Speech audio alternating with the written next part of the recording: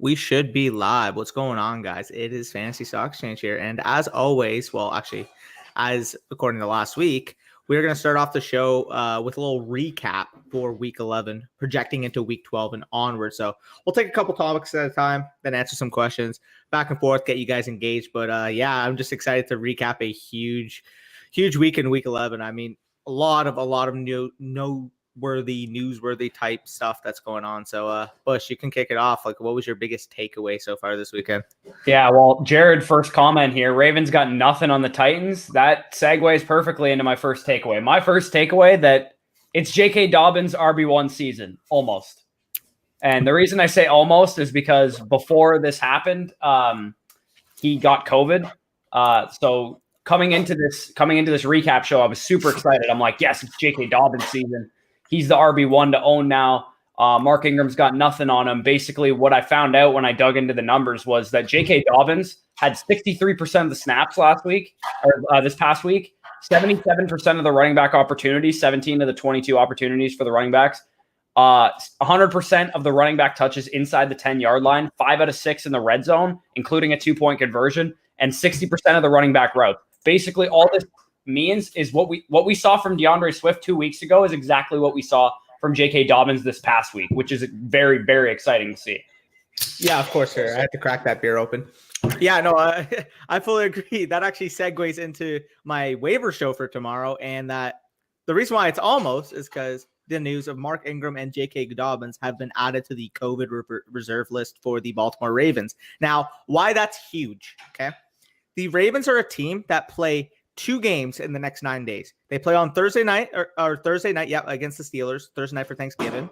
And then the week after, they actually have another Thursday night game against my Dallas Cowboys. What does that mean? Well, they just got added to the COVID list, and usually it takes about 2 weeks to clear that list. Do they actually have back-to-back Thursday games? That's so weird. Yeah, same with the Cowboys. So it's just crazy because you're expecting J.K. Dobbins, Mark Ingram to be available for your lineup. Well, Mark Ingram a lot less, but to be available for your lineup. When in reality, they just are not going to be able to suit up for these next 2 games. What does that mean for Gus Edwards? I'm going to talk about it a little bit more on the waiver show again, but man, Gus Edwards has a full slate ahead. We saw what he did to the Steelers a few weeks ago. Now this is the bulk of the running back touches for the Ravens backfield. Dobbins and Ingram are not going to be available. What does that mean? Well, it's going to be a whole lot of Gus Edwards. Maybe we see a little Justice Hill mixed in there and Lamar Jackson obviously using his legs. But if Gus Edwards is going to step into that 15 to 20 touch type role, he's going to be an RB2 for these next couple of weeks. I mean, you just don't get guys. You think he's going to be out more than one or more than just this one game? Yeah, no. We saw Cam Newton. Cam Newton was only out like 9 days. It's going to be tough. It's going to be a very because they didn't. I guess they didn't really specify if they have symptoms or not, right? So if they're asymptomatic, which I would assume they are, considering they just played football on Sunday, I'd imagine they'll probably be back for the next game, especially considering they have a full week after the Thursday game, and they might even move their game back or some shit like that. So.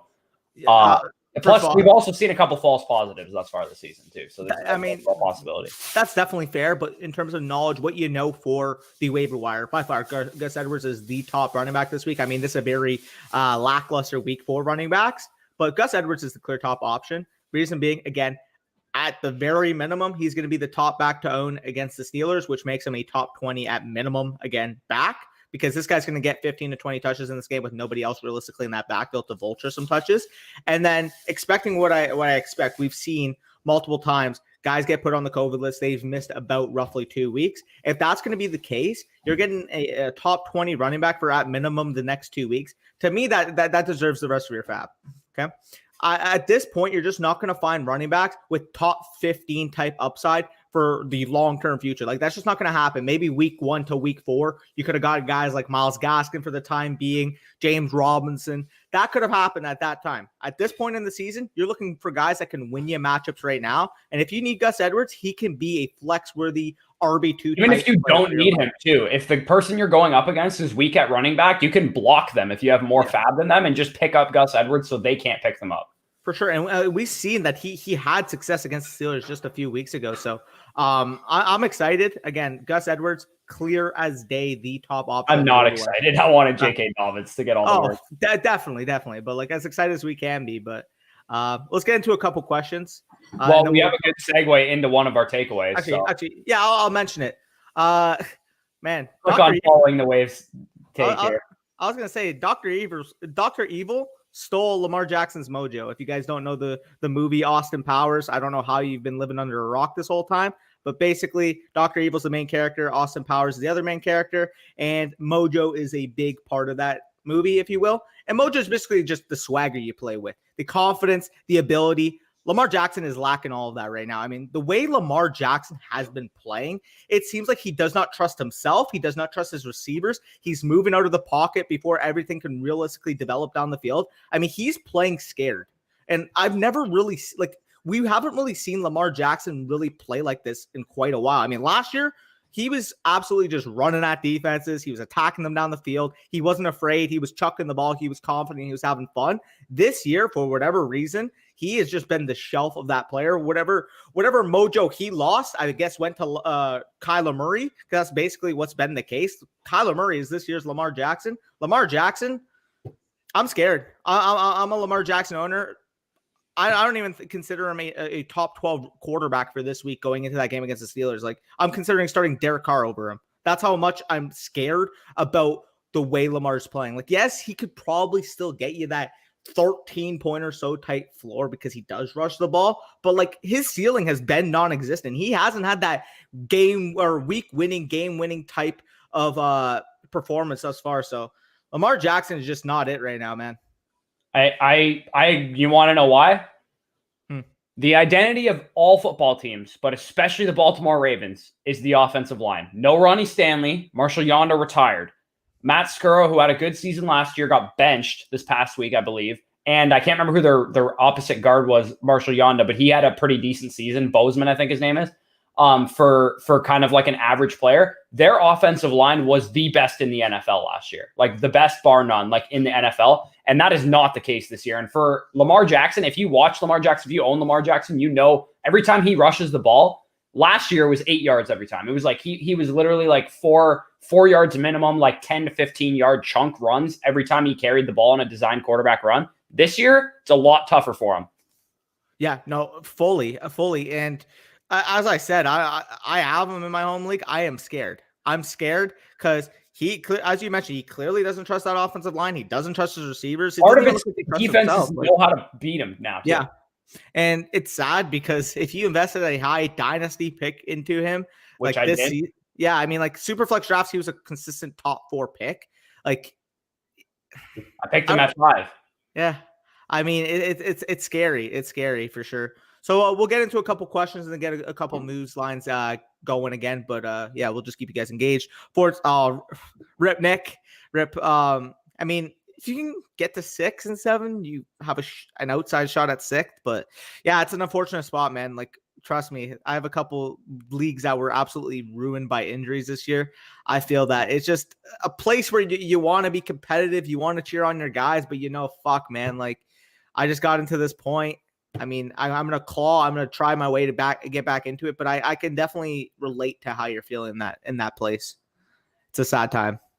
Thoughts on Joe Burrow injury? Okay, so we'll actually get into it. That's what I was referring to earlier. Yeah. Oh, okay. Well, we'll get into it. We'll read a few comments and then get back into another headline that we have. Seems like Matthew Stoddard really needs his question answered, so you can mute him for a second, and then we'll talk about Michael Thomas just so he shuts the hell up. All right. So Matthew, Michael Thomas. Sorry, I pressed the wrong button. I'm not going to give this guy clout right now.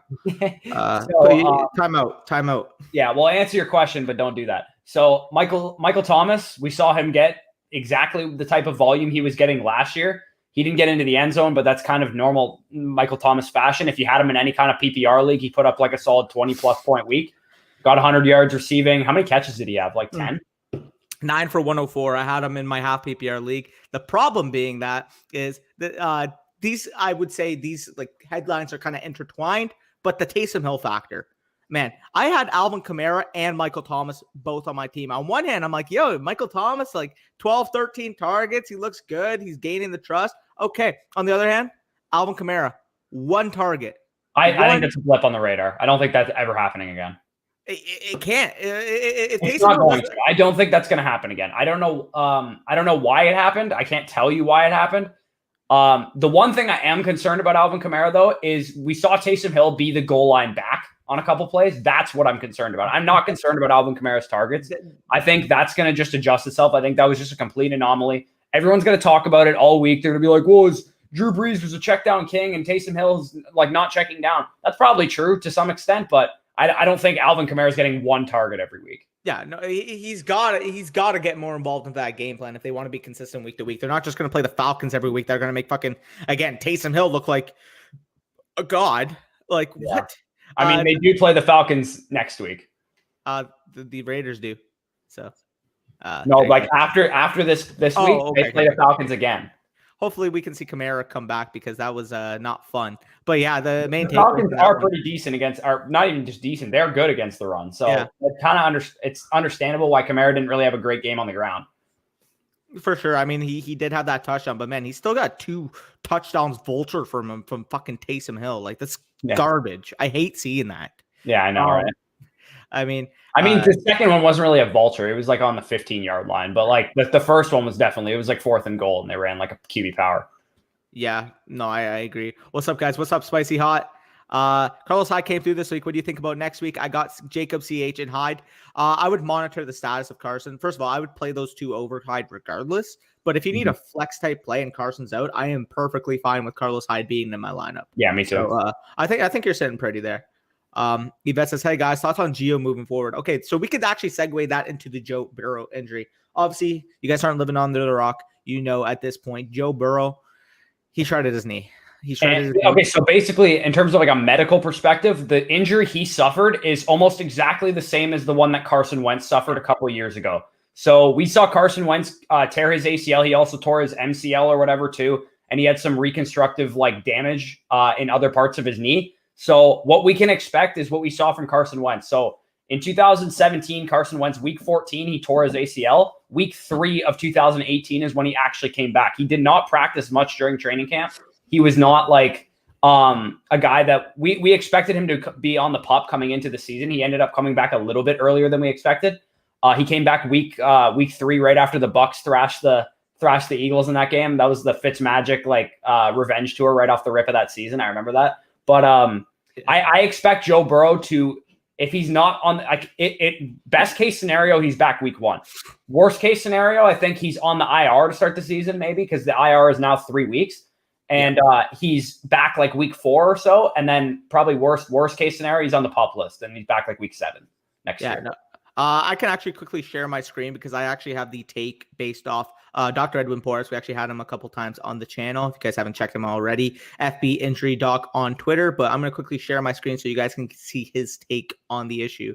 But you guys should be able to see right now. He says, big picture, according to the Ohio State University Sports Med Department, this is an 8 to 12 month injury. Zooming in, ACL, MCL, and NFL players average is 10 months, putting him on the PUP to start 2021. As you're kind of mentioning as well. A lot of people have been saying, again, that this is similar to the Carson Wentz injury. And we saw year 1 of these type of injuries really impacts the overall movement ability of these players. Again, we saw Carson Wentz when he came back in 2017 when he was the MVP candidate. He was rushing the ball. He was confident on his knee, whatever. To be honest, he hasn't looked the same since. I really, really hope that is not the case for Joe Burrow. But Carson Wentz really hasn't returned to that MVP form since. He had a solid 2018 season when he came back, but he's really not returned to the form that we saw him in 2017 before he tore his ACL. And he certainly would have been the MVP had he finished that season. Oh, 100%. It's just sad because, again, like Joe Burrow, in my opinion, could have been a perennial top 10 quarterback. He still can be, but I mean, this is going to be an injury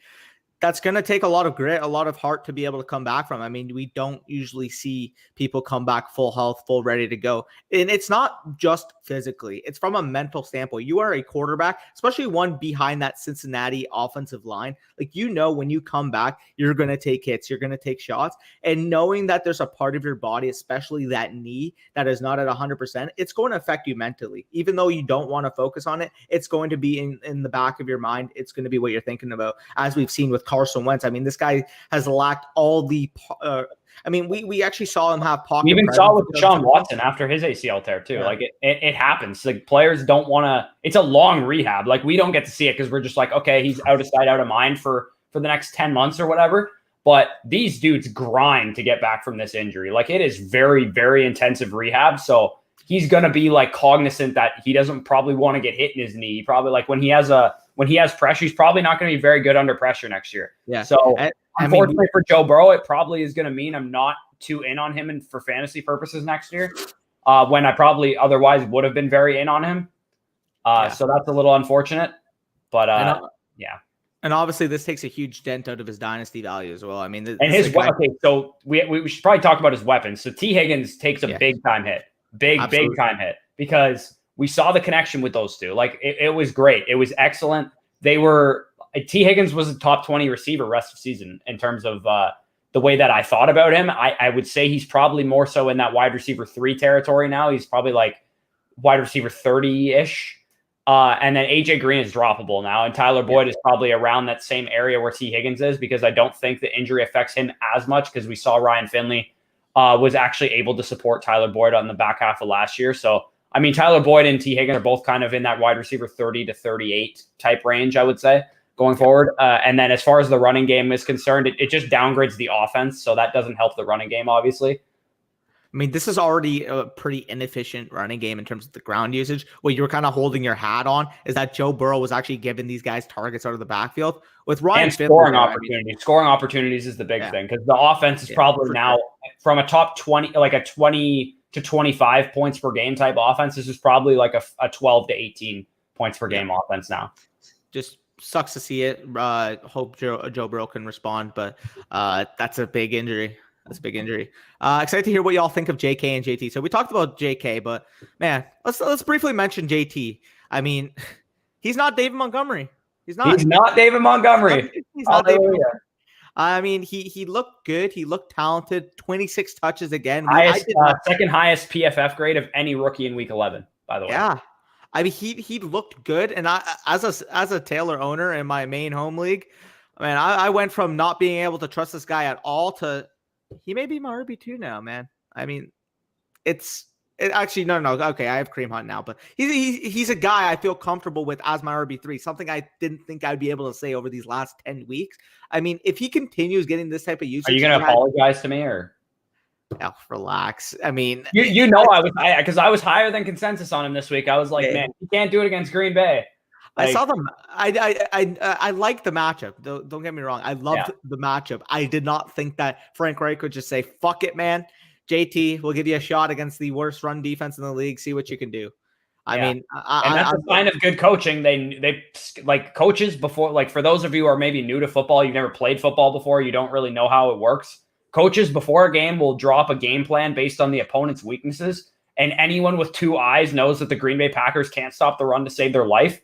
Not only that, but Mike Pettin has now been in the NFL for like 10, 15 years as a defensive coordinator. And they've probably known this about Mike Pettin's defense. Like anyone who plays him, just run the ball against Mike Pettin's defense because it's terrible against the run.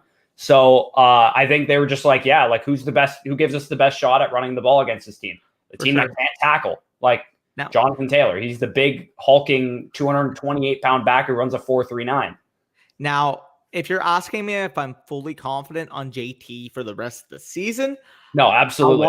I want to see it happen again and again. He's a flex starter now, though. He was outside of he was bench territory before. Now he's a flex starter.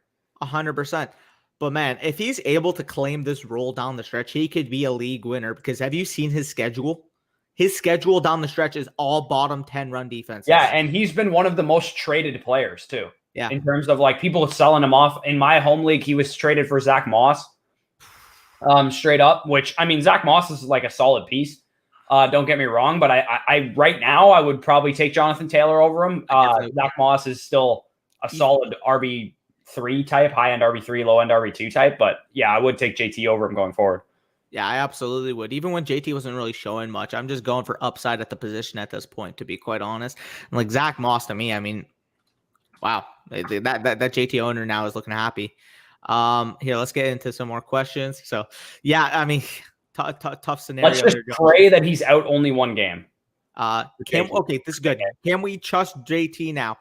I wouldn't trust him, but I would raise my expectations for him, if you will. Now, if you need a flex start, I think you can consider him for that spot. However, if he's your RB2, I'm absolutely still terrified because I want to see it happen over a prolonged stretch of time. It's nice seeing that flash from him against Green Bay. I just want to see it happen again. He has Tennessee this week, a little revenge considering what we saw from him a couple weeks ago against Tennessee. But I mean, if he's able to really secure that role again, over 50% of the snaps, I believe it was 55% of the snaps that JT played in this game, 63, something like that. Jared Smola tweeted it today, but yeah, I'm excited. If he keeps getting this type of usage, 55+% of the snaps, I'm definitely confident in him at least being a flex starter down the stretch. And if he continues it, I mean, he could enter that RB2 territory yet again. Also, Amari Cooper. 56% is what he got. 56%. Okay, yeah, there it was. Jared Smola tweeted that, right? Yeah. So let's dive into the Cowboys takeaway that we got here. Yeah. So a lot of things happened with the Cowboys offense. One, it actually looked functional. That's helpful. Andy Dalton kind of so we had the 3 levels of the Cowboys offense. We had the 35 points per game ceiling that we saw with Dak Prescott. We had the Ben DiNucci absolute slugfest piece of shit offense. Actually, we had 4 levels. We had the Garrett Gilbert, 15 to 18 points per game type offense. And now I think this is where we settled. Andy Dalton, 21 to 24 points per game is what I think we're going to see out of the Cowboys offense going forward. Their schedule is much easier now. And we saw Amari Cooper. When Andy Dalton has been the quarterback, he has been Amari Cooper's the number 1, CeeDee Lamb's the number 2, and Ezekiel Elliott has actually been functional instead of terrible like he had been up until that point. He actually finally had a 100-yard game this week. Yeah.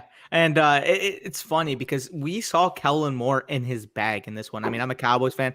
I didn't want to win this game, if you will, because I mean, I'm still #Team Tank. But I mean, I'm not going to get mad that my team won a game. Like it's weird being in this position. You probably know what I'm talking about as a Tampa fan over these years. Not this year, but over the years. Watching this game, though, my main takeaway, man, these rookie receivers are special. Like, first of all, CeeDee Lamb catch of the year. I think we can pretty much admit to that. I mean, in the same exact game, we might have had the catch of the year. Those might be the top 2. It was a COVID catch too, because Adam Thielen has COVID now. Yeah, crazy. And then on the other end, I mean, Justin Jefferson, you mentioned even on the ranking show, he's looking like a similar LSU alum did in his rookie year. I mean, this guy's on pace for almost 1,400 receiving yards and 8 touchdowns right now. Sounds like Odell Beckham's rookie year. And I mean, CeeDee Lamb would have been on a similar pace as well if Dak didn't get hurt. So I'm excited for both these guys. Long term, I think honestly at this current point, they are both top 8 to 10 dynasty receivers. Because if we're seeing this from them in their rookie years, just imagine once they start hitting their peak. For CeeDee's sake, Dak comes back. For Justin Jefferson's sake, like even Kirk Cousins picks it up, or they get a young quarterback. He's fine. Yeah. Heck, he doesn't have to improve much. He's already a 1,400-yard, 8-touchdown receiver. But I am excited for these two. And although there are a bunch of talented rookie wide receivers in this class, I'm looking at you, Claypool. I'm looking at you, Higgins, as well. It's in particular this year that have thrived. I'm just hard-pressed to not have these guys as the top 2 dynasty rookie wide receivers at this point because they have proven it on a week-to-week basis that they are legit. I'm excited, but here, let's get into some more questions. Where did we leave off? Okay. Triboro says, I'm down 11 points. Do you like Malcolm Brown and the Rams defense tonight? Okay, so funny thing. Okay, so you have the Rams defense and Malcolm Brown. I think you're more likely to get more points out of the Rams defense than you are Malcolm Brown. But I do have a $2 prop bet on Cam Akers to get 80+ rushing yards and a rushing touchdown. So I'll take Cam Akers and Darrell Henderson to both out-touch and outscore Malcolm Brown in terms of fantasy purposes. So Malcolm Brown, I think you're going to be hard-pressed to get any kind of fantasy production out of him unless he gets into the end zone, maybe steals a goal line carry from someone. But the Rams defense should have a solid floor in this one. With Ali Marpet out, they should get to Brady a couple times.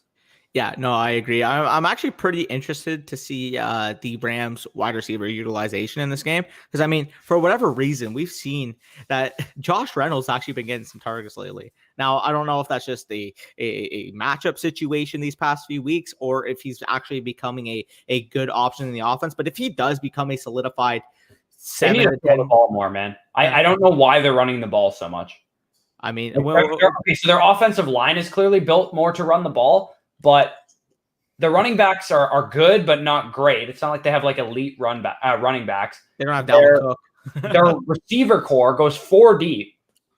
Like Van Jefferson has played like one of the most underrated rookies across the entire league. Josh Reynolds is solid number 3. And then you have the 2 studs at the top. Like, I don't know why they don't throw the ball more, to be honest. They should be throwing the ball at the rate that they were throwing it at last year.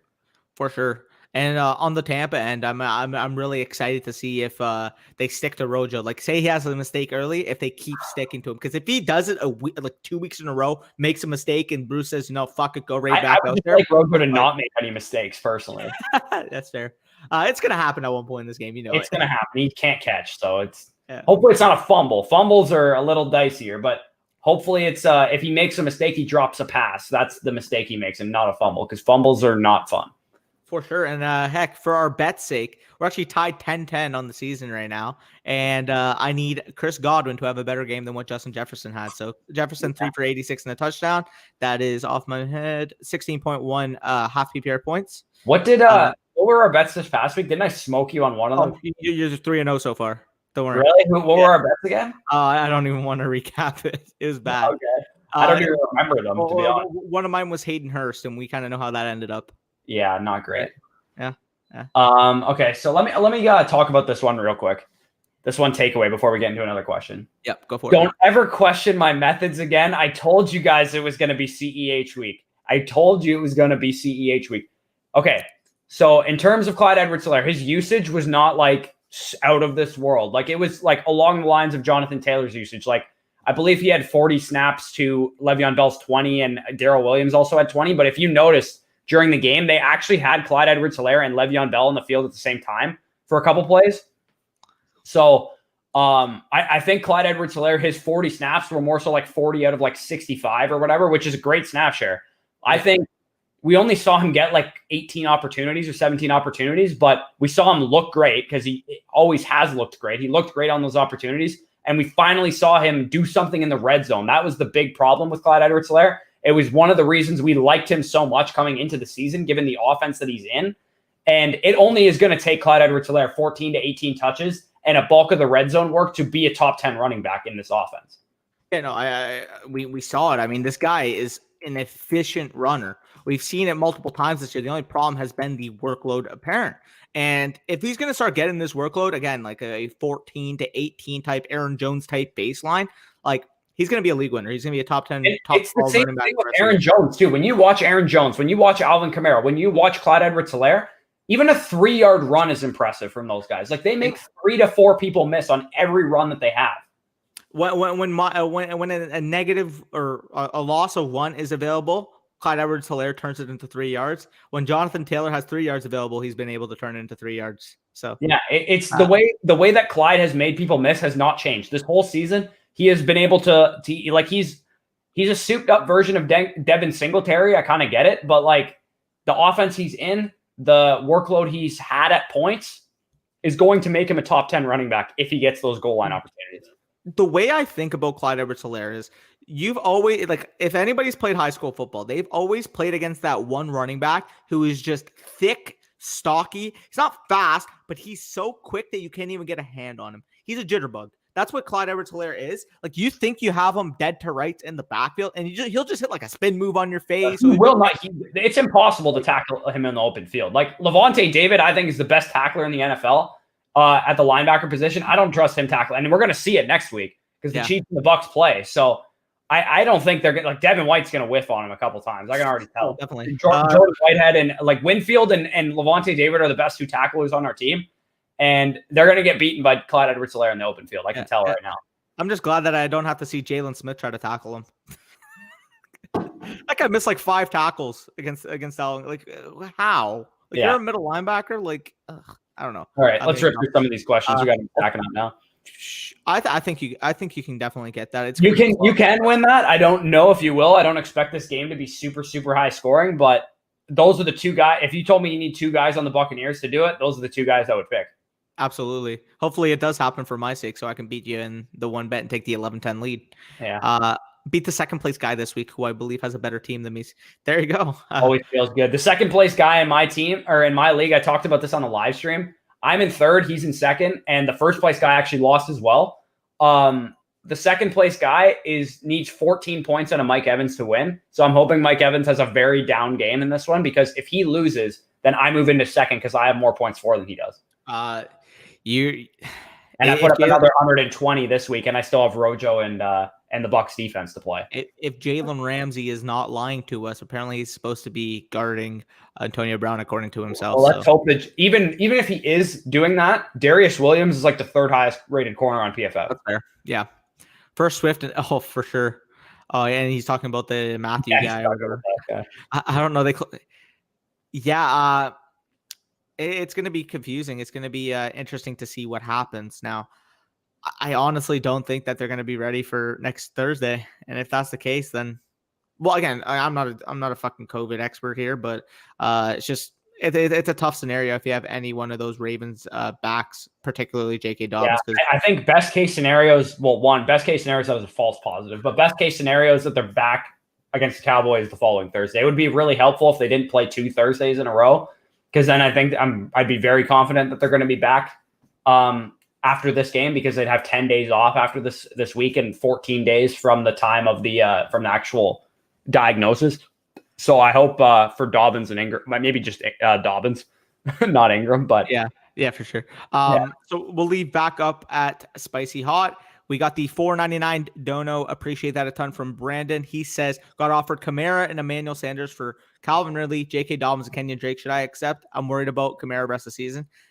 Listen, Brandon, you smash that accept button right now. Kamara is still. You smash that accept button though? Yes.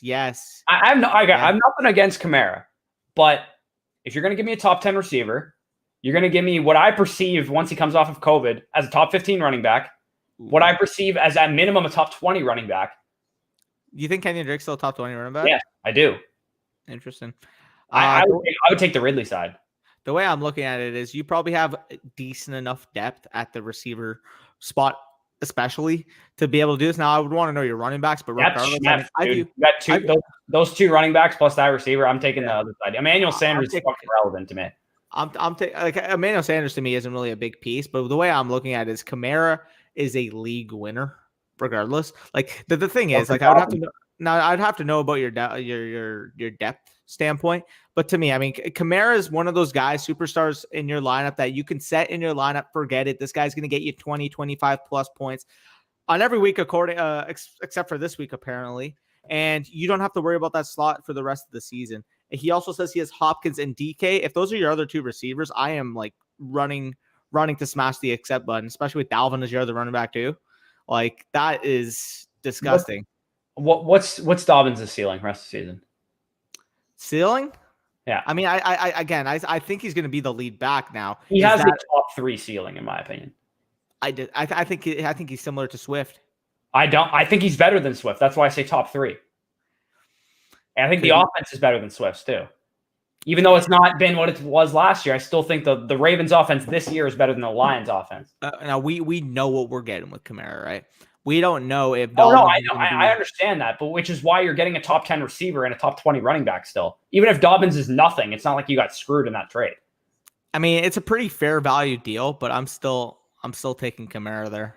Like again, Kamara's no longer league winner. Unless you're just absolutely swimming with depth, I'm taking the Dobbins, Kenyon Drake side, assuming you can start all 3 guys on a weekly basis. With Hopkins, DK, and Dalvin, the way I look at it is you can set your top 4 players for the rest of the season being Alvin Kamara, Dalvin Cook, Hopkins, and DK, who are 2 top 5 receivers and 2 of the top 3 running backs. Devontae Adams, but sure.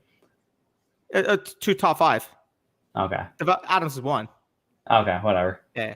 And he says Kamara's no longer a league winner. I completely disagree there, Terrell. I mean, we saw, Taysom Hill had a couple rushing touchdowns that really impacted Kamara's value this week. Yes, I get it. We already talked he had 1 target. That's not going to be the case for us this season. Yeah, no, I don't think. I think everyone's freaking out about Kamara, and there's no need to be freaking out. This just reminds me how like week 1 with Tyrod this year, Austin Eckler had like 2 targets, and everybody in the industry was freaking the hell out. What is Drew Brees coming back week 13, week 14? Like Like even if Taysom Hill ruins Kamara for the next 3 weeks, you're still gonna have Kamara for the playoffs. Yeah. And not to mention, we were talking about this with Tyrod, right? With Tyrod, we're like, oh my God, Eckler, 2 targets first week. What are we going to do? Yada, yada. And like the next week, he had like 13 targets. And everybody Justin Herbert started the next game, but. No, he didn't. Yeah, he did. He started week 2. Yep. Did he actually? Since week 2? Yeah, I looked at this today. Interesting. That is a great segue, first of all. Talk about it then. Mahomes Justin Herbert versus Patrick Mahomes for the next 15 years in the same division is going to be fun. I already talked about it on Twitter today. I actually pulled this up. Okay. So the top 2, like if you had to pick a quarterback for, let's say, the next 8 years, okay, the top 2, in my opinion, are still going to be Mahomes and Wilson. But after that, like it's like a 4 or 5 man tier, and Herbert is absolutely in that tier. I love Justin Herbert. Deshaun Watson's 3. I still have Dak at 3, but Dak, Watson, Herbert. We're going to continue to have this argument of Deshaun Watson over Dak. It's been objectively Dak. Everyone in the history of humankind is on my side of Deshaun Watson. I literally think Dak is just like a tier below him. Not a chance. I do. I think Deshaun Watson. Look what Watson is dealing with this year. Look what Dak was dealing with. Okay. They still weren't winning games. They were scoring 35 points per game. It's not his fault that the defense was allowing 37. Okay, I told you to do exactly what Deshaun Watson has been doing these past like 8 weeks. That's what Dak was doing in the first 4 games before he got hurt, bro. No, I agree. But either way, so Justin Herbert, in the 9 games we've seen from him, he's been the best rookie quarterback of all time. Yes. Objective. If you pace out his numbers to 16 games, do you remember in 2018, Andrew Luck had like a 38 touchdown season with like 4,800 yards. That's like what Justin Herbert's 16 game pace is this week. I compared the numbers. Patrick Mahomes' first year as a starter and Justin Herbert this year. So Patrick Mahomes was averaging, I think it was 313 passing yards per game and 3 touchdowns per game, right? Or 3.1 touchdowns per game. Justin Herbert right now is averaging 303 passing yards per game and 2.5 touchdowns per game. Pace out to the season, as you mentioned, that's basically 4,800 to 5,000 passing yards and 39 passing touchdowns. Like that's absurd. That's absurd. It's ridiculous. I can't believe how good Justin Herbert is. Like how do you, if you're an Oregon fan, how do you buy tickets knowing that you had this dude at your school and you ran screen passes with him the whole time? No, like whoever was on that Oregon staff needs to like be exempt from college football for the rest of their careers because you ruined Justin Herbert. Like I liked Jordan Love over Justin Herbert because of some of the concerns I had in college because Oregon wasn't letting him showcase his actual God-given fucking ability. Like, yeah, literally. It's just insane what we've seen from him. Like I just can't believe how good of a fucking. It's not even like he's in some great. Like it's not like he went to the Chiefs. Like Patrick Mahomes coming out of school, everyone had concerns about Patrick Mahomes. Like let's not pretend like Patrick Mahomes was a perfect prospect. Everyone was like, man, this guy turns the ball over. He's kind of a loose cannon. Like there was concerns about Patrick Mahomes, right? Like the year that he sat behind Alex Smith obviously helped him. The fact that he went to the Chiefs and Andy Reid helped him more. So, and it's not like Anthony Lynn's a solid coach. The scheme's okay. Offensive line's not great. He's got good weapons. Like he could have easily been bad. It's not like he's in like a foolproof scheme where he's not going to screw up. Man. Did you see for I know it's like jokes to like just pinpoint one pass that goes viral on Twitter, but did you see that 60-yard fucking laser that did not leave the screen? He does it 3 times. I know. But 2 weeks ago, he had a laser that literally was a 60-yard pass that didn't leave the frame of your view. Like, you know how like the Taysom Hill, or it was this week, the Taysom Hill pass, for example, it was like a 50-yard pass, but it went right up in the air and then dropped down like that, like a little fucking like rainbow. Justin Herbert was literally a line drive for 60 yards, just flicked off his wrist. Like how the fuck do you just generate that much velocity? It doesn't make sense. Makes him 240 pounds. That's how. Oh man. And honestly, like before this year, John Elway loves it. Like the fact that he's in his division, probably not, but like this is the prototype John Elway quarterback. Like he's like, oh man, 6'6" out. Like what we're seeing from Justin Herbert, he can times it by 2, and that's what we're gonna see from Trevor Lawrence. I just was about to say that. You know what's fucking crazy? Before this year, I could not come up with a Trevor Lawrence comp for the NFL. It's Justin Herbert. The comp is Justin Herbert. It is. And it's just crazy because I didn't expect to see this from him just so early. Like it's fucked. I say so early. I didn't expect to ever see this from Justin Herbert. No, I didn't either. I'm pretty sure I wrote in our draft guide because did I do Justin Herbert? No, I didn't. I did Jordan Love. So in Justin Herbert's thing, I've always said this about him is that he didn't have a high ceiling. I literally said this about him all the time. I'm like, he has a pretty low floor or a high floor, but he's not a high ceiling player. Yeah, because what we were going to see out of him was, and I mean, this guy's even exceeded my expectations too, but I thought we were going to see more of a Josh Allen, Daniel Jones type out of him. Yeah, no, I fully agree. And talking about Josh Allen, I mean, as much as I love Josh Allen, like Justin Herbert's just like a better version of him. Oh yeah, exactly. That's exactly what he's been. All right, let's rip through some questions. Yeah, we're very behind. We left off at Spicy Hawk because Lamar, Chubb, Connor, Eckler, JT, Keenan Allen, AJ Brown, Jefferson, Pittman, Gronk, Henry. Should I package for a new quarterback or running back? Who should I sell and target? I think you have to stick it out with Lamar Jackson. Honestly, like I don't think it's worth selling him because you're probably not going to get anything. Agreed. Yeah, that was just a bunch of them roasting fucking Matthew. Yeah. I think down 32 points with Woods and Tampa D. You probably lost, dude. Yeah, you probably lost. Yeah. Can y'all explain to me what's going on with Hopkins? He's not as good as I expected. I think he's fine. I mean, it was a tough game, obviously, against Seattle, but I mean, it's still fucking DeAndre Hopkins. Like, this guy's a top 3 talent on the planet, still tethered to Kyler Murray. So, I mean, I think he'll pick it up again. The problem with, I don't want to say the problem with the offense because it fucking works for them, but the problem with the receiving production of the offense is that Kyler Murray is just so damn fucking good with his legs that he doesn't need to just force the ball down the field to Hopkins. Because if his read to Hopkins isn't open, he just take it off for 20 yards. Which is mainly why I've been saying on my start sit show every single week. I keep saying, like, do you want to risk it with the Cardinals' number 2 receiver? Because Kyler Murray doesn't throw not well enough, because he's throwing the ball well, but he's not throwing like 40 pass attempts a game. Like, it's pretty much just Hopkins that he can support because the rest of his production is going to his legs. Yeah, I agree there. Also, let's quickly get to we left off here at Jiven and quickly get to the $3 super chat. Appreciate that ton from Kaleo. He says trade Kamara for Henry, got Chubb, Mostert, and Jacobs. I would hold Kamara. Really, eh? The schedule is the tiebreaker. Really? Yeah. I would need to know the scoring format because okay, I'll agree with that. If it's full PPR, I'd probably hold Kamara, but Derrick Henry's schedule is nuts. And Alvin Kamara, if Taysom Hill is going to be the starter for the next couple of weeks, does see a downgrade. It's not a huge downgrade, but it is a downgrade. It's a downgrade to Derrick Henry level, which is still an elite running back. Like, the downgrade for him because actually, you know what? I was going to say before this week, Kamara was like the clear RB1 in my opinion rest of the season because of Dalvin Cook's schedule. Now I think it's still like that tier. You still got Dalvin RB1 the rest of the season. Really, eh? Yes, the schedule is that good. That's the top 3 regardless. I mean, I'm not going to hear otherwise on that. I mean, if you can guarantee me that Christian McCaffrey was playing this week, then I would put him up there 100%. But I think he's going to be out this week. What if Austin Eckler's playing this week? He's playing what's it called? I can't wait to see Austin Eckler in this offense.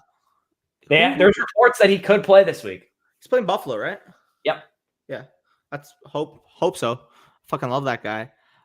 Okay, so we left off at Jiven. Thoughts on Kenny G? I think he's and when he does come back, I mean, we've seen that this offense is clearly a lot worse without him. It helps DeAndre Swift more than anyone if Kenny Golladay is back, I think. Agreed.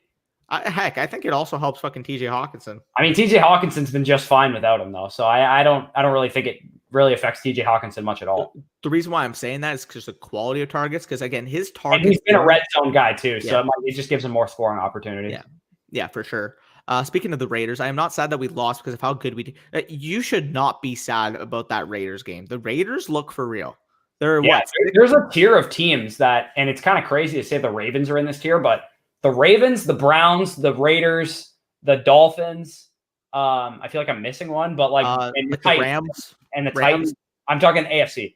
Oh, AFC. In the AFC, there's like 5 of those teams that are all kind of like, they're not middle of the pack teams, but they're like just behind the Chiefs, the Steelers, and the Bills. Bills. Yeah. To be honest, like, would you even put the Bills in that tier? Because Potentially, I think the Steelers. I think the Chiefs and the Steelers are in their own tier. Yeah, like they are so good as teams, man. I mean, the Chiefs. On one hand, you got the Chiefs who literally like just can bully anybody. I mean, except for the Raiders this year, apparently. I mean, Raiders hung 40 on them. I still can't believe that happened. Yeah, that's pretty wild. But anyways, yeah. Is the channel going to show the game? Okay, so Pouncer, we don't actually show the game because that's we'll get taken down if we do that. That's against YouTube copyright. But we highlight everything going up into the game, last second start sits, anything like that, and recap the week in football. So yeah. What's up, guys? Ronald Jones or AB at the flex. Also, Jones or Fournette in another league. I would go with Rojo in both those instances. Yes, Rojo in both situations. Yep. No Pouncey. They okay, he answered him. Perfect. I said Pouncey. I meant Pouncer. Do you think the Bengals will? I don't think they draft Lawrence. Now, absolutely not. What I think the best what your Cowboys fanness, you want them to trade down. That's what the Bengals need to do because the Bengals might have a top 3 pick now. However, though, if you're the Bengals, they currently pick 3rd. If you're the Bengals though, and you're slated at 3, there is no way you can pass on Penei Sewell. Oh no, absolutely not. But I don't think Sewell's going to be there. I think the 1-2 are going to be Fields and Lawrence regardless. Like Jags and Jets are going to take those 2 quarterbacks. If you're the Bengals and you pick 3, lock down the Bengals. They got to get to 2. I think. Really? You think the Jags would pass on Fields though? I don't think they would pass on Fields, but there's the outside shot that they would pick Sewell. I think that Fields is the best quarterback 2 prospect we've probably seen in the last decade, maybe. Like he would be the first pick in probably 80% of drafts. Yeah. But yeah, I think top 3 can get it. Again, the Cowboys, you want to hear a fucked up stat about the Cowboys right now? They are a half game back from being in the playoffs and leading the division, and they're slated to pick 4th if the NFL draft is tomorrow. They're slated to pick number 4 if the NFL draft is tomorrow, and yet if they win on Thursday, they're going to be the sole number 1 team in the division. Yeah, that's wild. For the record, I said it 2 weeks ago before the bye week. I said it. The Cowboys are going to win this division. I don't want it to happen, but it's 6-10 division winner. Like literally, like this might be the worst division winner we've ever seen in the history of the NFL. I went through the schedule and I think I got the Cowboys to 7-9 because their schedule. 7-9 will win this division. If someone goes 7-9, that's going to win the division. Or if the Eagles go 6-9-1, they'll win the division. The Cowboys rest of the season, okay? The Bengals, that's probably the football team. Could go either way. Giants. Could go either way. Eagles. Could go either way. 49ers. That's a loss. And then, I don't know, man. The 49ers look bad too. And then like the one that I'm pretty much guaranteeing the loss is next week against the Ravens. But like that, even if you win 3 of those games. Even if you lose to the Niners as well, because like say the Ravens lost is already a loss. You have 8 losses in the air. Even if you lose to the Niners as well, and you win those other games, that's 7-9. Yeah. Like I bet a $5 bet that the Cowboys would win the division 2 weeks ago, and it pays $45. So plus 800. So yeah, weird, but okay, let's get it. Thanks. Yeah, I know I'm slacking. I'll watch it for you, 25. Next live stream, you'll know I'll have that unlocked. The Taylor Lewan podcast he was talking about. Okay, so then they talk about why you draft Lawrence. That's fair. I really hope not. Out of those options, I'm going with Evans. I'll take Evans, but I'm not confident about it. Yeah. I mean, full point PPR, it's actually pretty close with him and AB, in my opinion. I'm not playing Woods. Yeah, no, I'm definitely not. I'm just going down. Yeah, I agree. I mean, Justin Herbert, as much as I love Joe Burrow, Justin Herbert is the best rookie quarterback, regardless if he's healthy or not. I mean, Justin Herbert's been a top 6 quarterback in the league this year. Yeah. Keep this in mind. Like, objectively, he has a case for like number 4. Yeah. Like, it's crazy when you think about it. Yeah, JT owner was mad that he dropped them. They need Lawrence. They need Lawrence. Darnold. I love Sam Darnold. I liked him coming out of school. He was my QB2 in that class. They ruined him. Yeah, he was over. I said this when Adam Gase was hired. I was like, that's the end for Sam Darnold. Like, his career's done. Yeah. It could be like, I mean, he's like 23 years old. So like he could go to another situation. We saw Ryan Tannehill at like 29 revitalize his career. So if Sam Darnold goes to a good situation, Sam Darnold is one of the, I said this already, but he's one of my like favorite storylines of this offseason because I think if the Colts get him, if the Bears get him, if the 49ers, 49ers, like one of those, the 49ers would be perfect. Yes. Darnold. Perfect. Yeah. Because Sam Darnold has a ceiling. Yes. And getting a guy like Kyle Shanahan who could really unlock it. Yeah. I think he could be better with a better situation. 49ers, man. If Sam Darnold goes to the Colts and 49ers, you better invest in him in Dynasty. No. 25. Stop bringing this idea Absolutely not. If Trevor Lawrence goes to the Patriots, I will be cheesed. Yeah. Oh, I can't guarantee that. I do think if you draft Trevor Lawrence, see you later, Adam Gase. First of all, like that should have already happened. I don't know why. He should have been fired 5 weeks ago. He should have been fired a year and a half ago. When he was fired. The second they hired him, they should have fired him. You know what you do?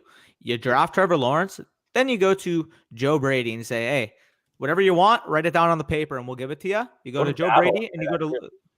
I wouldn't go Dabo just because I don't know how he's gonna translate going to the next level. I'd go to Joe Brady and I would go to Lincoln Riley because I actually trust in the process that Lincoln Riley has done is developing young quarterbacks. What's his name? What's the name? The Indiana head coach's name? He's gonna play himself into an NFL job, man. Oh yeah, I was also gonna talk about Brian Kelly too at Notre Dame. I was also gonna talk about Brian DeBall. Yeah. Oh yeah, dude. He's calling a great offense. He probably not so much anymore. Like he was like gonna be the head coach in Canada a second ago. Earlier in the season, but yeah, he's Arthur Smith would be good too. I'd probably want to see a guy who's been a head coach already with Trevor Lawrence. Yeah, fully. Or just Joe Brady. He seems like he's ready though. What should I expect from Hines and Justin Jackson for the rest of the season? First of all, with Nyheim Hines, he's going to be that scat back who has a couple good games every now and then. But he's the guy you pick in best ball and nowhere else. That's where Nyheim Hines belongs. Exactly. You play him on Thursday night and you pick him in best ball, and he's a DFS tournament play. That's where Nyheim Hines belongs. And with Justin Jackson, the problem with Justin Jackson, he's such a similar back to what Austin Ekeler is going to bring. And if Austin Ekeler is healthy, they're just not going to play Justin Jackson over him. I know Josh Kelly, he stinks. Kalen Ballage is not as good as Justin Jackson. The reason why those guys will probably still play over Jackson is, again, the fit of the thunder and lightning kind of mentality of the offense next to Austin Ekeler. I mean, we know what Austin Ekeler can do. He's capable of running the ball between the tackles. He can run the ball on the outside. He can catch the ball. He's so dynamic of a player. He can do it in really any facet of the game. And Justin Jackson's similar like that. He's not a physically imposing type player, but he's versatile in the type of roles he can fill. Josh Kelly is just the guy going to say, okay, you need 3 yards and nothing more. I can get you 3. You need 4 yards. I can get you 3. I mean, that's Josh Kelly. So it sucks because I ultimately would have wanted Justin Jackson and Ekeler to kind of work in a tandem, but knowing NFL fits how the offense wants to get constructed, it's just not going to happen. Yeah, you nailed it. I kind of believed it, but I just didn't want to because I want us to lose. But I can't get mad at the win. Although I wanted us to lose, I can't get mad at wins. I mean, I'm just a fucking asshole at that point. Like, what's the point of even watching the games, right? So pretty much. But yeah, I either want to win this division or I want to get as high as a pick as I can. Like, if we end up in purgatory and get like the second place, you don't want to win this division. You're not going to win them. You're not going to do shit in the playoffs. You want to win. Oh, I know. Hey, home game against the Bucs. You know, no kidding. Yeah, I remember back to you predicting the Bucs would lose in the NFC Championship to the Cowboys. Okay, I didn't expect our starting quarterback to go down and our. Even if you had Dak, dude, there's no way you're going to beat us. I didn't expect the defense to be like when Dak was healthy. Historically terrible. No, like the worst historically terrible defense of all time. Like 37 points a game type bad when Dak was healthy. I mean, like, to be fair, though, like we said that about the Dolphins last year, like the first 3 games. We were like, the first 3 games of the season, the Dolphins have been the worst defense of all time. Dude, but even if the Cowboys, those first 5 weeks, had a Seahawks level defense, like that type of bad. Terrible still. But 30 points per game type terrible, not 37 points per game type terrible. Dak would have been like 4-1 in that stretch, if you keep that in mind. Like he was 2-3 with a defense that was allowing 37 points per game. Like, that's just astonishing. Is there a better sight than watching Antoine Winfield and all pewter smiling? There's no better sight than that. That's pretty alpha. Number 17 player on the big board. I Not legitimate. Like at the quarterback position, could he rank into like the 15-20 on decent matchups? I think so, but it was the Falcons. The Falcons could make me a 20-point scorer in a game. Like I'm going to talk about it on the Start Sit show because the number one quarterback this week on the waiver wire is going to be going against the Falcons, and his name is Sir Derek Carr. But yeah, I mean, whoever plays against this defense is basically. How is Derek Carr not owned in every league the way he's played? I know. Let me check. I actually have the stat written down here. I think he's owned in only like 20% of leagues. You want to talk about Justin Herbert being a top 10 quarterback this season? Is there a case that Derek Carr has been a top 10 quarterback this season? Real life, potentially. I'd say he's probably in the 10 to 15 type area, but yeah. He's been good, man. Think of quarterbacks that haven't been that good this season, like that people would assume are better. Like he's been better than Matt Ryan. Mm-hmm. Been better than Matt Stafford. Drew Brees. I mean, yeah. Like I'll put the cutoff at like Carson Wentz easily. Easily better than Carson Wentz. Easily better than Jared Goff. He's been easily better than like a bunch of Baker Mayfield. And I mean, like he's Lamar like he's been borderline as good as Tom Brady all season. Hey, Lamar Jackson. He's been better than Lamar Jackson. Yep. Okay, let's go back up. So I was thinking of starting him over Ridley. Do not start Taysom Hill over Ridley, please. Please. He might score similar to I guess because Taysom Hill still by the way, if you're still playing in Yahoo, he's losing the tight end eligibility or ESPN, he's losing the tight end eligibility starting tomorrow. So that's not gonna be an issue for you regardless. True. Anytime there, Burrow. Okay, we answered that. Justin Herbert. Oh damn. Attaboy. 25 out here, eh? Represent. Ronald or AP guys? Ronald Jones. Sorry about that. Yeah. I agree, but if I could do Lamar, no, I wouldn't do that still. If you can get something back with Herbert, I might do that because Connor is kind of that's what right now. But he had a good game. Big upgrade. I think Herbert's an every week starter. So I mean, I think he's a big upgrade at quarterback, but to part with a running back like James Conner, I would need a guy like Zach Moss or Jonathan Taylor or something back. But you already have Jonathan Taylor on this team, I'm pretty sure. So can't get him back. But if you could get a guy like Zach Moss back, then I might want to do that. Even a guy like Wayne Gallman back or something like that. Like I would need something back for a running back. I don't want to part with Connor just because he's still an RB2, I would say. Definitely. Speaking of like, didn't we do a bet Connor and someone rest of season? No, I would agree with you with Swift. Oh, is that what we said? Oh, right. Yeah. By the way, speaking of like RB2 / top 15 type picks, man, like Damien Harris. I know you wanted to get into him, but what are your thoughts on Damien Harris?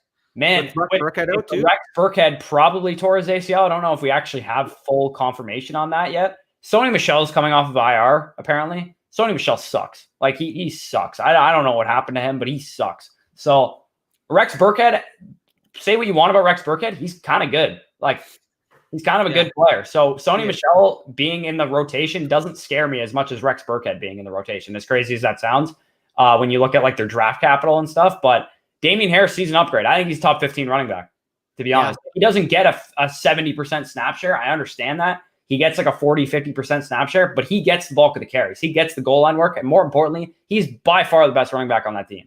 Yeah, for sure. Flipping it on the other side, like similar to what we were saying with like Gio Bernard with Mixon out. Like obviously now Gio Bernard takes a huge downgrade because of the Joe Burrow, as we mentioned. We can kind of see something similar with like in terms of expectation to like Damien Harris, like that fringe RB 14 to 16 type every week. I'd like to take Damien Harris over him. Oh, no. Now I would, but I'm saying with the injury, Yeah. Without the injury, that's probably how like the viewpoint I would see Damien Harris as being. But I fully agree there with Damien Harris. He's looked good. That Rex Burkhead injury was really huge because we've seen when Rex Burkhead's been healthy, like they involve him in the offense regardless of situation. Let's get into a couple more topics. I mean, Sanders and Joho part 2. Jordan Howard signed. Jordan Howard's back with the Eagles, and it looks like he's on their practice squad right now, which is he's probably going to have to pass some COVID protocols and all that kind of stuff.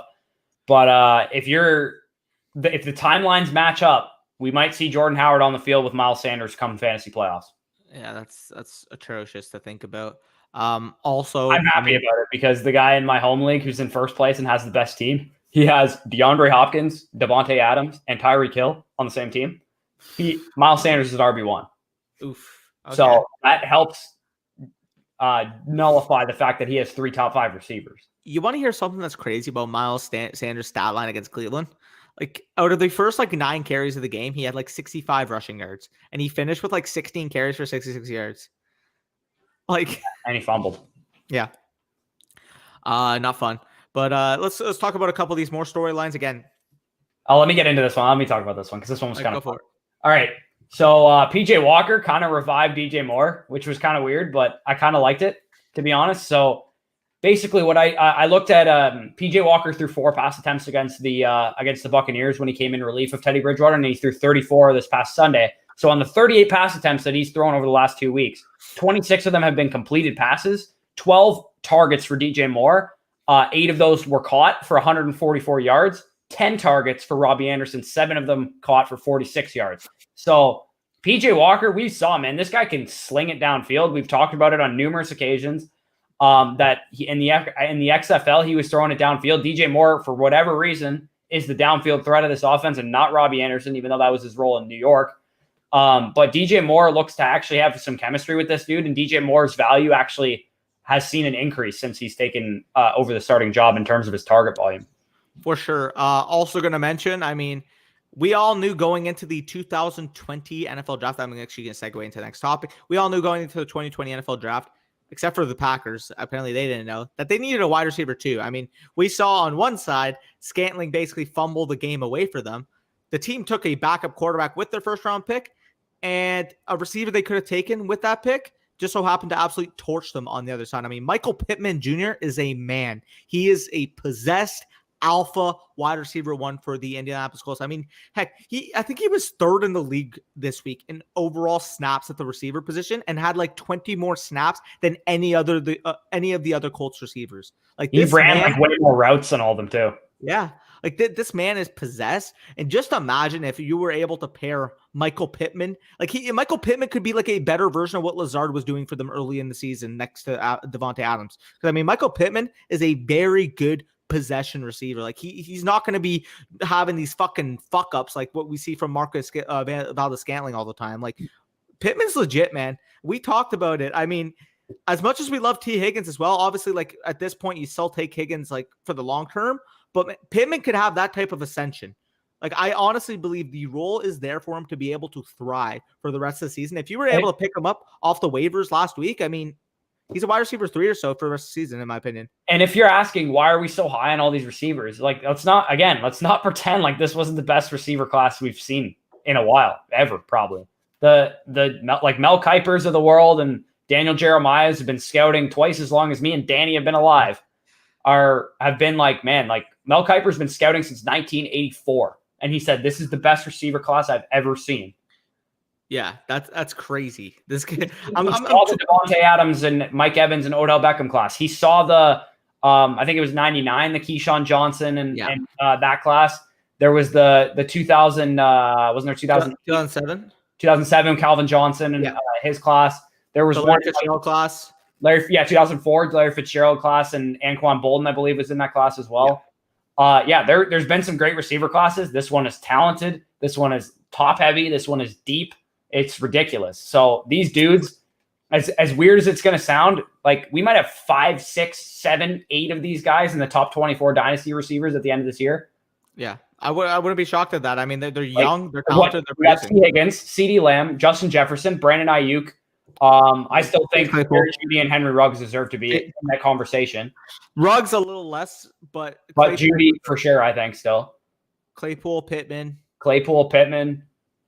We still don't know about some of these guys too. We haven't really seen too much of Denzel Mims, but he's looked pretty decent. Bryan Edwards. Yeah. I mean, even 5th round pick, Darnell Mooney. I love him. It's just ridiculous how good this class was.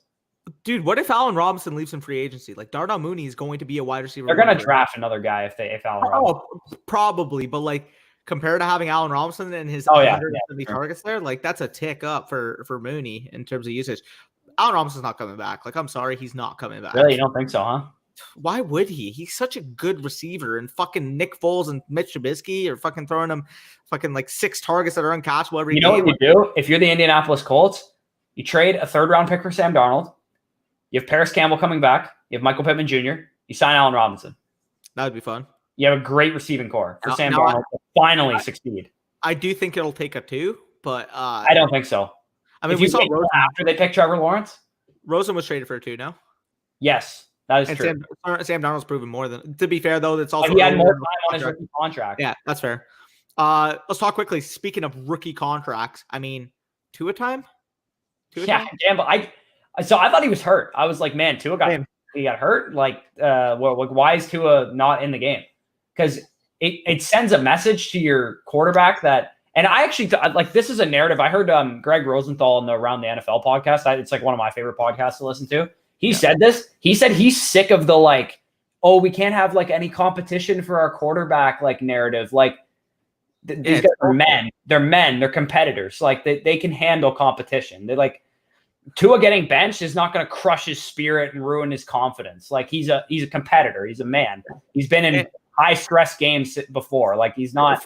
Him getting benched is going to ruin his career. For the record, if my quarterback is actually getting down on himself and pissed off that he might be Carson Wentz.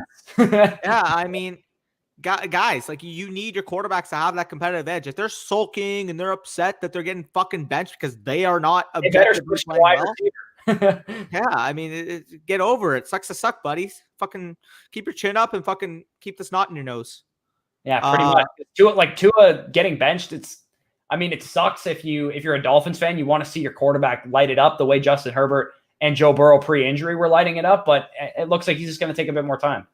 Dude, you know how many fucking Dolphins fans are saying, "Oh, Tua's better than fucking Justin Herbert"? He's not. Anyone who's saying Justin Herbert is not a better quarterback than Tua is a Dolphins fan. Yeah, sorry, Tyler, and Notorious Fantasy, but Justin Herbert is playing better than Tua, and it's not even really that close.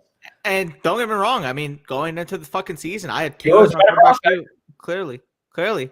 But let's not ignore the facts. And for the record, people are saying like, "Oh, Tua's 3-1 and Justin Herbert's like fucking 2-7." Like, quarterback wins are not a stat that you actually want to put fucking merit in. That's like saying like, "Oh, this linebacker Andrew Van Ginkel is responsible for 2 of those wins for the Dolphins." Like, and also, I mean, that quarterback wins. I tweeted about this today. Quarterback wins for a quarterback are as redundant a stat as like total tackles are for a linebacker. Look at Dak Prescott and Deshaun Watson this past year to tell me if quarterback wins are actually a stat. I mean, Deshaun right now is what 3-8, or 3-7. Dak was fucking 2-3. Like, you got really good quarterbacks that lose games. It happens because it is still a team game. As good and important as that quarterback is. Like, what happened? Someone's down. Get up. Who is it? Is that 76 or 78? That's just a big difference. Yeah, because you're talking about Tristan Wirfs here, right? Tristan Wirfs versus Donovan Smith is a large difference. Yes. 76 is Donovan Smith. Thank God. Okay. I know you want to watch the game. Let's quickly get into these last 2 headlines that we lightning round. Yeah. All right. Real quick. You wanted to mention this, but Derrick Henry is not the best tackle breaker apparently on Tennessee. No, he's not. AJ Brown is a beast. He's a man amongst boys. Yeah. And then next thing we're going to talk about Deshaun Watson taking a fucking beat and needing that rub 8535, eh? Yeah, literally. He needs 8535 because his back is sore from carrying his team. Big facts. I mean, it's sad to think about. Did you see how fucking dominant he was against the Patriots? Yes, he literally won. He had like 30 fantasy points in the first half. Yeah, insane. I'll quickly get through a couple of these that you can help out because I know you want to watch the game. But anyways, downgrade to not a league winner. I still think he's going to be a league winner personally. Kamara. Traded Ben and Gibson for Tannehill and AJ Brown. If you can deal with the RB depth, I'm definitely happy with making that move. I mean, I still think AJ Brown's a wide receiver 1. But yeah, it's a solid trade, Jasker. I think it's pretty lateral. If you need a receiver versus running back, I can rationalize it either way. Probably hard to remember, but I said something about JT and there you go. I do remember you said it, and then Bush was said something about JT. I can't remember. Who will Ramsey shadow? So Ramsey talked about that he was going to shadow a top 3 receiver he's ever played in his career, and was referencing Antonio Brown. So we'll see if that's the case. But yeah, plus yeah, I need 40 points between Goff and Woods. Good luck. That's going to be a tough feat. Would you guys? If he's healthy, I'm starting him. Yeah. Should I sell Cook high due to the playoff schedule? I have. Depends what. I would not take Daniel Jones and Aaron Jones for Dalvin Cook. I mean, absolutely not. Yeah. JT unlocked. Wow. Yeah. That just a dominant play from Antonio Brown. Nice. Okay. There you go. He actually did say that. I remember he was talking about the men in the box for Jonathan Taylor. I remember reading that. Oh, right. Yeah, he did. Yeah, he said he was talking about how good he was against stacked boxes. Yep. Let's quickly see. He's not droppable, but it's definitely disappointing to see your tight end slot drop a 0. I'm going to take the L on that for you guys. Sorry about that, but Hurts. Can't explain that, especially with fucking Julio Jones getting hurt. That was weird. That's fair. We were talking about why was Carr not owned in more leagues. Yeah, sure. Yeah. Yeah, I mean your team's fine. We were reading about it earlier. I wouldn't make too many moves, to be honest. Absolutely. We're here. Anytime you need a lineup decision, hit us up. You know how to do it, Spicy. Need 5.2 from. Oh, yeah, I feel that. You should get it, but if you don't, I see Ramsey on Mike Evans right now. Interesting. So he was lying. Fucking asshole. I mean, even in shadow matchups, you still only get like 80% of the routes against the guy. Like you're not going to be on him 100% of the time. Yeah, no, I was just messing. Should I start Rob Gronkowski? Because yes. Put him in. It's probably too late now, but I hope you did. If you have nobody in the lineup, it's still disagree with this take. I know this is the common take. I still disagree with it. I think had Ruggs not gotten injured early in the season, they had big plans for him. He saw him get 5 targets in the first half of the game that he played. I know he's not getting a crazy amount of targets, but again, he's a rookie receiver. We're getting spoiled with these other guys. This is what we're supposed to see from rookie receivers. Need an RB? Any suggestions? Go pick up Gus Edwards if you need one from the waiver wire. If that's what you're referring to. Yeah, if there's probably a couple other guys that could be available too. The Giants just had a bye. Wayne Gallman could be available. Guys that are under 50% currently in Yahoo that I have listed on the waivers include James White, 40%, Cam Akers, 31%. It's kind of more of an upside play, whatever. And then Alex Madison, just because we've kind of seen Dalvin Cook like linger, look like he's down for a couple of seconds and then go back into the game. Like it's been a common theme for him throughout the season that he'll miss a couple fucking snaps, look like he's hurt, and then go back in the game. There's gonna be one time where that happens and then doesn't go back in. It looks like Dalvin Cook's had about 7 season-ending injuries. I know. Like I thought he was down against the Cowboys. I tweeted or I messaged my friend. I'm like, I was like he cracked his ribs. Started AB over Rojo. Good luck. Hope Bucks win. Hopefully for Bush's sake, he doesn't want to be mad. Yeah, I don't want to see the freaking primetime meltdown again. Big facts there, Terrell.